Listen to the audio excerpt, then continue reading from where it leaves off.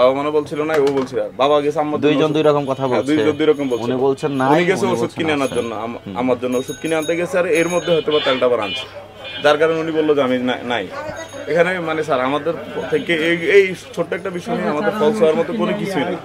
মানে উনি এই ওষুধ দেখিয়ে এখানে একটা ইয়ে করার চেষ্টা করবেন না, ঠিক আছে? আপনাদের তো কোনো কিছু হলেই বলেন অসুস্থ। না স্যার, এরকমই ওষুধ কিনতে গেছেন, কিন্তু এই যে ঘটনাটা যেটা ঘটছে এটার সঙ্গে ওটার কোনো সম্পর্ক নেই। আল্লাহ আপনার মঙ্গল করুক, আপনি সুস্থ হন, আমরা দোয়া করি। কিন্তু তাই বলে আপনি তেলের মূল্য মুছে তো বেশি দামে বিক্রি করতে পারবেন না স্যার। আমরা এরকম করি না, আমরা খুচরা কাস্টমার বিক্রি করি না স্যার।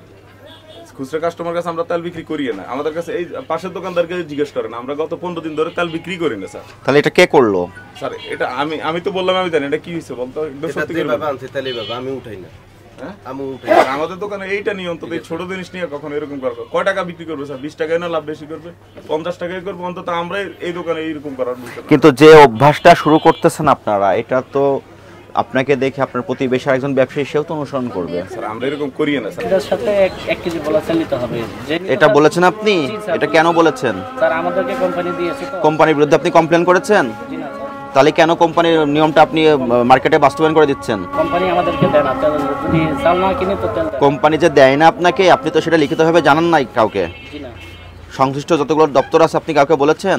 জি না। না করে আপনি কোম্পানির এজেন্ট হিসেবে কাজ করলেন। আর ওইখানে যেটা মূল্য মুছে দিয়েছে এমআরপি, উনি দোষারোপ করেছেন, আপনি করেছেন। জি না স্যার, আমরা 45 টাকা তেল নিয়েছি, সাথে একটা বলেছেন। আপনি এদিকে আসেন।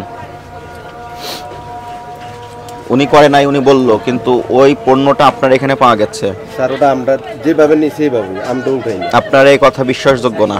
আমরা যেভাবে এবং আমরা সকালে আপনার এখানে আমরা সোর্স পাঠিয়েছি, আপনি বলেছেন তেল নাই, তেল নিচে রেখে দিয়েছেন। এবং যখন আমরা এসেছি আপনার এখানে যে মুরব্বী বসে আছে উনিও বলেছেন তেল নাই, কিন্তু আপনার নিচে তেল ছিল। মুরব্বী তো উনি দোকানদারি করেন না, এনে সময় দেয়, বয়স্ক মানুষ তো বাসায় ভালো লাগানোর কারণে আসে।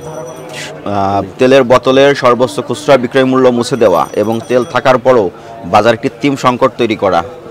ভোক্তাদের আপনি বলছেন আপনার কাছে তেল নাই, ভোক্তাধিকার সংরক্ষণ আইনে এগুলো অপরাধ। আপনি অপরাধ স্বীকার করেন? এখন আমার কাছে তো আমরা তো যে আসে তেল দিই, আমার কাছে তেল রাত 2-3 পিস। আপনার দোকানে যে বোতলটা পাওয়া গেছে সেটা সর্বোচ্চ খুচরা বিক্রয় মূল্য মুছে দেওয়া হয়েছে। ওটা স্যার ওটা আমরা বলতে পারবো না, আমরা যেভাবে নিই সেইভাবে ইয়ে করছি, ঠিক আছে? ওর দোকানটা বন্ধ করে দাও। আমি তো এটা করতে গেলে আমি বুঝেন না, আমার দোকান দায়বদ্ধতা আপনার, আপনি মাঝনের কাছ থেকে বেতন নেন না। হ্যালো, প্রথমত ওনার কাছে তেল ছিল, 15 লিটার তেল ছিল, উনি বলেছেন তেল নাই। তারপর একটা বোতল আমরা চেক করে দেখলাম উনি এমআরপিটা মুছে দিয়েছেন, এমআরপি নাই, এমআরপি জায়গাটা ফাঁকা। যখন ওনাকে জিজ্ঞাসা করলাম এটা কেন করেছেন, তখন উনি অস্বীকার করলেন এবং বললেন যে আমি যেখান থেকে নিয়ে এসেছি উনি করেছে। ওনাকে সঙ্গে করে বোতলকে নিয়ে ওখানে গেলাম, যার পর দেখলাম এই ব্যাচের তেল ওনারা কোনো এমআরপি মোছে নাই, এখানে আসার পর এমআরপিটা মোছা হয়েছে। উনি যদি স্বীকার করে ওনাকে আমরা ক্ষমা করব, ভবিষ্যতে কাজটা করতে নিরুৎসাহিত করব, ঠিক আছে? আর যদি আপনারা এটা সহজে স্বীকার না দেন আমরা এটা আরও তদন্ত করব এবং সেই সময় পর্যন্ত আপনাদের প্রতিষ্ঠান বন্ধ থাকবে। স্যার আমি একটু বলি। বলেন। স্যার আমরা এই গত 15 দিন ধরে আমরা কোনো তেলে রাখি না। আমাদের রেগুলার যে রেস্টুরেন্ট কাস্টমারগুলো আছে, আমরা বেসিক্যালি হচ্ছে আমরা রেস্টুরেন্ট কাস্টমার বেশি আমাদের। আমরা তখন কি করি, কাস্টমারের জন্য তেলগুলো আমরা এখান থেকে এনে দিই।